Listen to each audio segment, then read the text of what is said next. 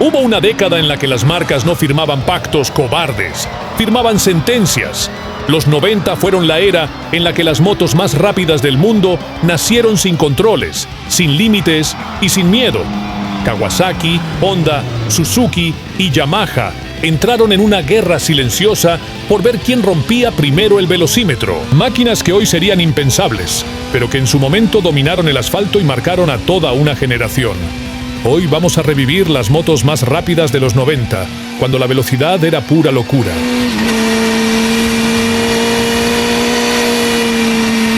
A principios de los 90, el motociclismo vivía una locura hermosa. No había controles electrónicos, no había limitadores, no había miedo a los abogados. Las marcas japonesas estaban en plena Guerra Fría, pero a 280 kilómetros por hora. Era una época donde si tu moto no era la más rápida, era una derrota nacional. Los ingenieros tenían una sola misión: hacer la moto de serie más rápida del planeta, y el piloto, que se arregle.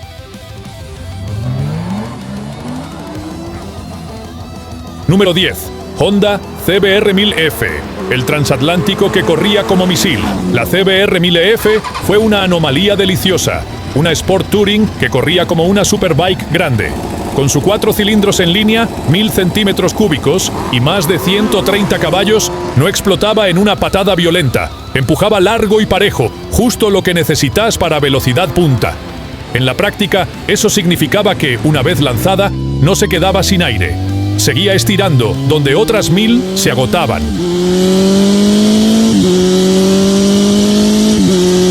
Su secreto estaba en la aerodinámica y la estabilidad. Carenado amplio, batalla larga y geometrías pensadas para rectas rápidas hacían que a más de 250 kilómetros por hora fuera sorprendentemente tranquila. No bailaba, no flotaba, iba plantada. Por eso, muchos testers de época medían 270-275 kilómetros por hora de velocímetro con facilidad y, más importante, podía sostener cruceros altísimos durante minutos sin fatigar al piloto. En la guerra de Autobahn, la CBR-1000F era temible. Aceleraba menos dramática que una GSX-R, pero llegaba igual y con menos estrés. No era la más sexy ni la más liviana, pero en recta larga jugaba en primera. Fue el punto de partida. Demostró que una 1000 podía ser rápida de verdad y además usable, allanando el camino para la escalada de velocidad que definiría a los 90.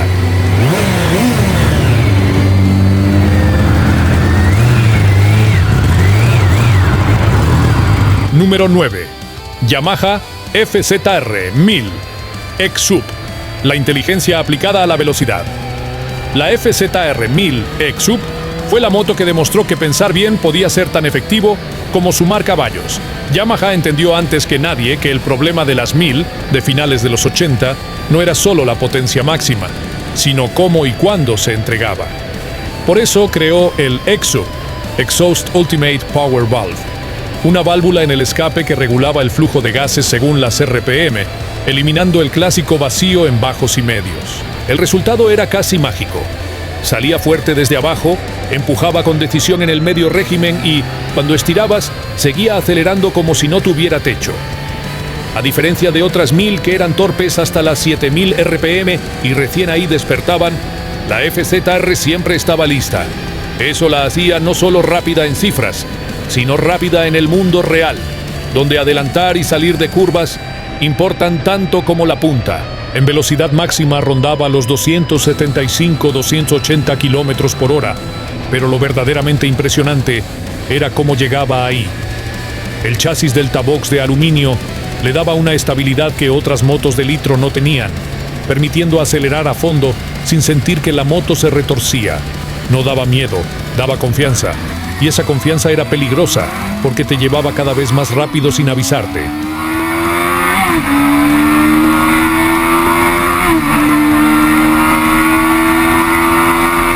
Número 8. Suzuki RF900R. La infravalorada que corría de verdad. La RF900R es uno de los grandes pecados olvidados de los 90. Nadie la recuerda como la más rápida. Y justamente por eso fue tan peligrosa. Suzuki le metió un 4 cilindros de 937 centímetros cúbicos con un empuje sólido, lleno de par y una estirada larga que no se agotaba fácil. No explotaba en aceleraciones violentas, acumulaba velocidad, y cuando te dabas cuenta, estabas viajando a ritmos que otras motos solo alcanzaban con dramatismo.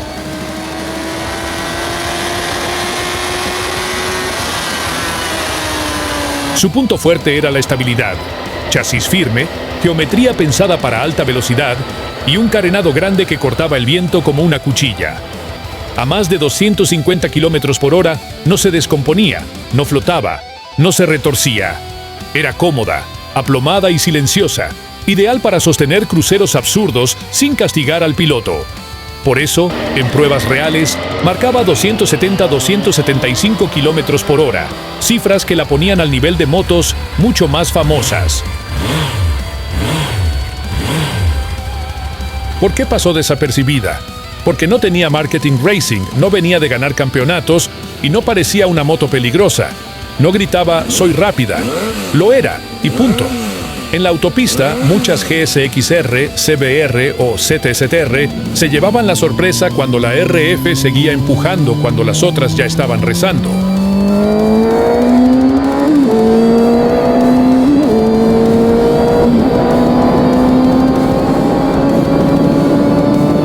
Número 7. Kawasaki ZZ R1100, la primera reina absoluta de la velocidad.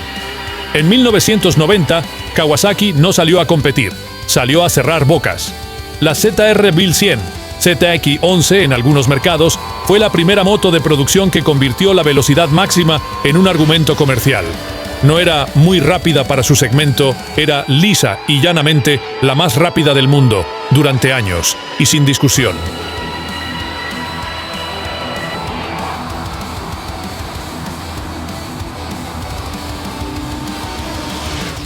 El secreto estaba en su conjunto, un 4 cilindros de 1052 centímetros cúbicos, más de 145 caballos y el famoso Ram Air que presurizaba la admisión a alta velocidad.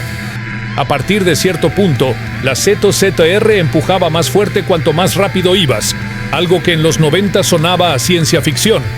No había picos bruscos, había una marea constante de potencia que no se agotaba nunca. Pero lo verdaderamente aterrador no era solo lo que corría, sino cómo lo hacía. La ZZ era larga, estable, pesada a propósito, con una aerodinámica pensada para volar bajo durante kilómetros. Mientras otras superbikes empezaban a flotar, sacudirse o pedir auxilio, la ZZR seguía recta, firme, imperturbable. A 280 kilómetros por hora parecía recién despertarse.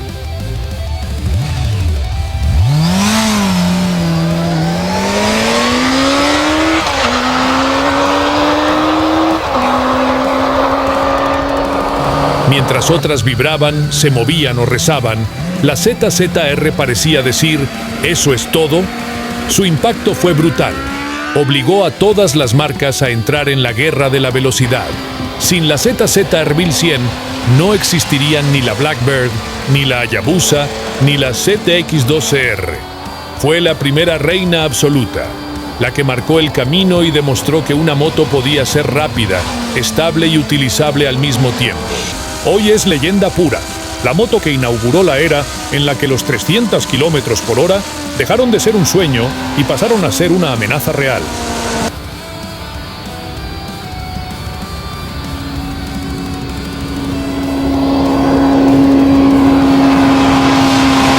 Número 6. Suzuki GSX R1100, la bruta sin modales. La GSX R1100 fue la definición exacta de potencia sin filtro. Suzuki agarró el concepto GSX-R ligereza, motor grande y cero contemplaciones y lo llevó al extremo. Un 4 cilindros de 1127 centímetros cúbicos, más de 145 caballos. Ram Air desde 1993 y una entrega tan violenta que parecía no tener final. En recta era un animal. Aceleraba con furia desde medias vueltas y arriba seguía empujando cuando otras ya pedían auxilio. El problema, y la leyenda, estaba en todo lo demás. El chasis y la geometría no siempre estaban a la altura del motor. Los neumáticos de la época sufrían, y a alta velocidad, la moto exigía brazos, fe y respeto. No era inestable por defecto, pero no perdonaba errores. Acelerabas mal, te castigaba, frenabas tarde, te lo hacía saber. Era rápida porque tenía motor, y peligrosa porque te dejaba solo.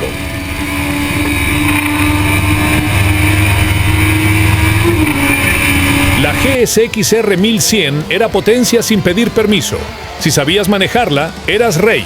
Si no, hospital. Comparada con la ZZ-R 1100 o la FZ-R 1000, la Suzuki era menos refinada, pero también más visceral. No buscaba estabilidad de transatlántico ni inteligencia electrónica, que no existía. Buscaba sensaciones crudas. Por eso fue la favorita de quienes querían la experiencia más salvaje de los 90. Hoy es mito puro. Una moto que no pretendía cuidarte, solo hacerte ir muy, muy rápido.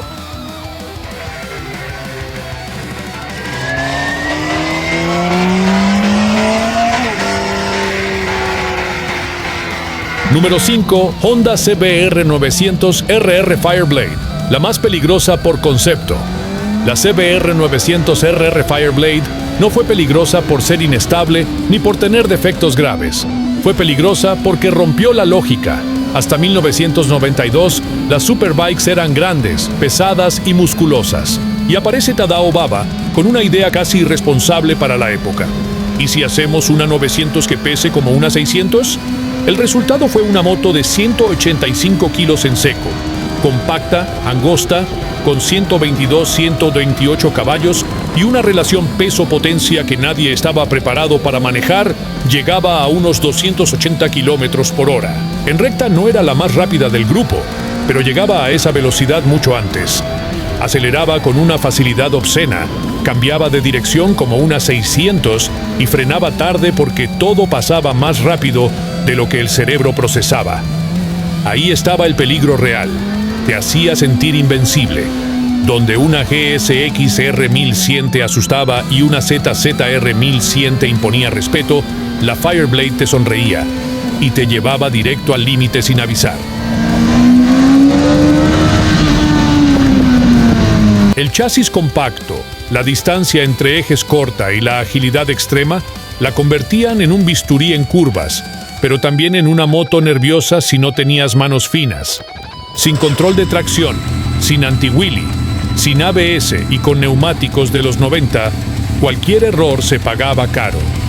Muchos accidentes no fueron por exceso de potencia, sino por exceso de confianza.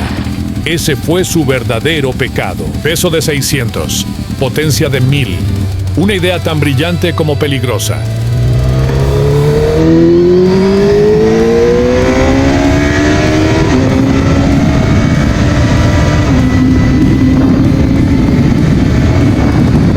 Número 4. Honda CBR 1100XX Super Blackbird. La elegancia creada para destronar a Kawasaki. La CBR 1100 no nació por casualidad. Nació con un objetivo clarísimo: quitarle a Kawasaki el título de la moto más rápida del mundo, que en los 90 pertenecía a la ZZ-R 1100. Honda no quiso hacerlo con ruido ni agresividad, sino con su arma favorita: ingeniería fría y precisión quirúrgica. El resultado fue una moto que superaba los 290 kilómetros por hora, pero lo hacía con una calma que daba miedo. Su motor de 1.137 centímetros cúbicos, 4 cilindros en línea, entregaba alrededor de 164 caballos, pero lo verdaderamente impresionante era cómo los entregaba. La aceleración era continua, sólida, sin sobresaltos. No te empujaba con violencia, te arrastraba al horizonte. Mientras la ZZ-R imponía respeto con presencia y empuje, la Blackbird simplemente se estiraba sin esfuerzo, como si la velocidad no le costara nada.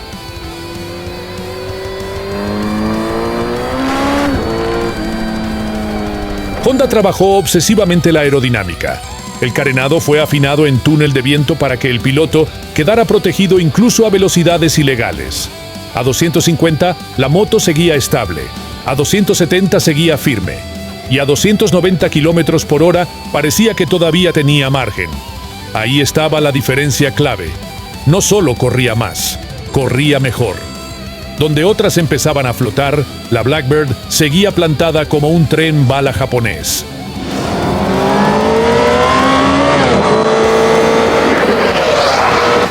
El chasis, la distancia entre ejes larga y las suspensiones orientadas a alta velocidad la convertían en una devoradora de autopistas. No era una deportiva nerviosa, ni una muscle bike intimidante.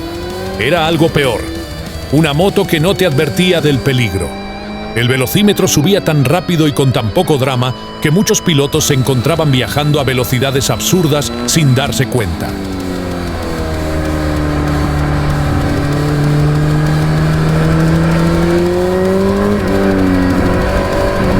Número 3, Yamaha R1 1998, el caos compacto que rompió todas las reglas. La R1 de 1998 no fue una evolución, fue una explosión. Yamaha miró el mundo de las superbikes y decidió dinamitarlo desde adentro. Hasta ese momento, las motos rápidas eran grandes, largas, relativamente estables. Y la R1 dijo, ¿y si hacemos una 1000 del tamaño de una 600? El resultado fue una moto brutalmente compacta, corta de ejes, liviana y con un motor que parecía demasiado para ese chasis. El propulsor de 998 centímetros cúbicos entregaba alrededor de 150 caballos, pero el truco no estaba solo en la potencia, sino en cómo estaba empaquetado todo. Yamaha apiló la caja de cambios para acortar el motor, redujo la distancia entre ejes y centró masas como nunca antes. La consecuencia fue una aceleración violenta, inmediata, casi agresiva. Abrías gas y el mundo se comprimía. La rueda delantera se levantaba sin pedir permiso y el velocímetro subía como si estuviera roto. Y a diferencia de la Blackbird o la ZZ-R, la R1 no era estable por diseño. Era nerviosa, reactiva, viva. No tenía control de tracción, ni anti-wheelie, ni modos de conducción. Solo tu muñeca derecha y tus reflejos. A 290 km por hora, la moto exigía concentración absoluta. Un pequeño error de gas, una corrección brusca. Y la R1 te recordaba que no estaba hecha para perdonar. En curvas rápidas era un arma de doble filo. Si sabías manejarla, era devastadora. Entraba, giraba y salía con una rapidez desconocida hasta entonces. Si no, te escupía. Muchos pilotos venían de motos más grandes y tranquilas, y la R1 los agarraba desprevenidos. De ahí nació su fama. No era la más rápida en punta, pero sí la más peligrosa por lo fácil que hacía ir muy rápido. La R1 cambió para siempre el concepto de superbike. Después de ella, todas quisieron ser más compactas, más ligeras, más extremas. Fue el inicio de la era moderna de las 1000 deportivas.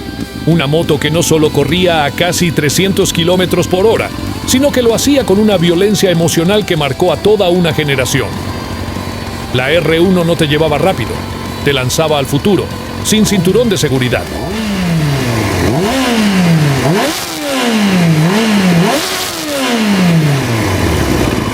Número 2.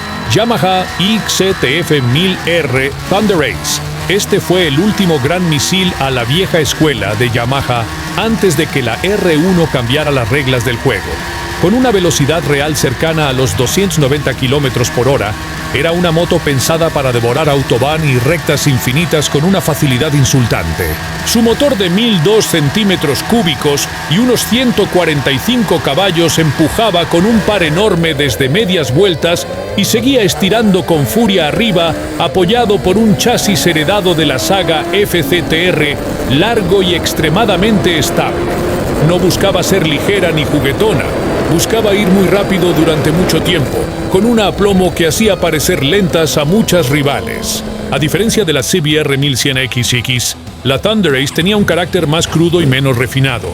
Vibraba más, se sentía más grande y exigía respeto, pero en recta larga y aceleraciones sostenidas podía plantarle cara e incluso superarla en pruebas reales. Su enfoque Sport Touring brutal la hacía cómoda a alta velocidad, con protección aerodinámica efectiva y una estabilidad que inspiraba confianza cuando el velocímetro entraba en territorio ilegal.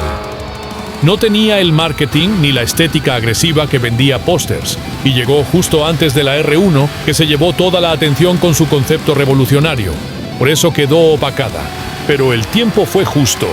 Hoy se la recuerda como una bestia infravalorada de los 90, una moto que no necesitaba gritar para intimidar. Abrías gas y sin drama ni gestos exagerados, desaparecía del retrovisor. En un mundo previo a la electrónica, La Thunder Ace demostró que Yamaha sabía construir máquinas rápidas, estables y temibles, y que antes del caos compacto de la R1 ya dominaba el arte de la velocidad seria.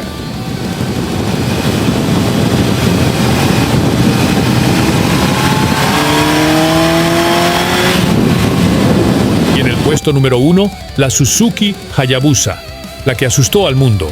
La Suzuki Hayabusa GSX 1300R de 1999 no fue simplemente rápida. Redefinió el significado de velocidad en una moto de serie. Con una punta real cercana a los 312 km por hora, fue la moto más rápida de los 90 y la primera producción masiva en romper la barrera psicológica de los 300, algo que hasta entonces pertenecía al terreno de prototipos o preparaciones extremas. Su motor de 1299 centímetros cúbicos, afinado para empujar con brutalidad desde medias vueltas y seguir estirando arriba sin desfallecer, combinó potencia, aerodinámica y estabilidad como ninguna otra. No era una superbike liviana, era un misil aerodinámico pensado para ganar la guerra de la velocidad en recta larga. La Hayabusa fue tan dominante que forzó un pacto entre fabricantes japoneses para autolimitar la velocidad de sus modelos posteriores. No por miedo a perder carreras, sino por presión política, mediática y de seguridad. Titulares, gobiernos y aseguradoras reaccionaron ante una moto que hacía parecer obsoleta a toda la competencia previa. Mientras otras luchaban por décimas, la Hayabusa ganó por nocaut. Su carenado Gota, ridiculizado al principio, resultó ser una obra maestra aerodinámica que permitía aceleraciones sostenidas y una estabilidad a alta velocidad inédita para la época. Más allá de la cifra, su impacto fue cultural. Nació la era del hyperbike, el culto a la velocidad absoluta y la idea de que una moto podía ser más rápida que casi cualquier auto en la calle. En el drag, en la autobahn o en pruebas independientes, la Hayabusa reinó sin discusión hasta que el propio pacto la frenó. Por eso la frase quedó grabada. La Hayabusa no ganó una carrera, ganó una guerra política. Porque cuando una moto obliga a la industria a ponerse de acuerdo para detenerla, ya no compite contra rivales, compite contra el sistema.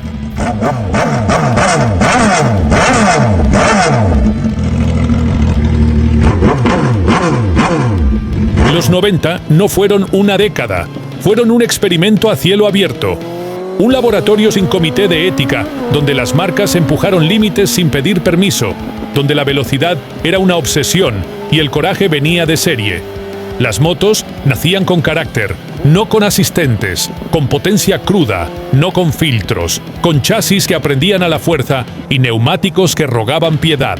El miedo no era un efecto secundario, era parte del paquete, una advertencia silenciosa cada vez que abrías gas y el horizonte se comprimía. Hoy las motos son más rápidas en circuito, más estables, más seguras, más inteligentes. Frenan mejor, doblan mejor y perdonan errores que antes se pagaban caros. Pero también te hablan menos al oído. Antes, cada vibración era un mensaje, cada shimmy, una lección, cada recta larga, un pacto íntimo entre vos y la máquina. No había mapas, ni modos, ni redes. Había muñeca, instinto y respeto. El respeto que se aprende cuando sabes que no hay red debajo. Por eso los 90 no se replican, no se diseñan, no se homologan, no se actualizan por software. Los 90 se viven con cicatrices, con historias exageradas y con silencios incómodos cuando alguien pregunta ¿a cuánto iba? Porque esa era la era donde las motos no querían gustarte, querían probarte, y si sobrevivías, te dejaban algo imborrable, porque los 90 no se fabrican, se sobreviven.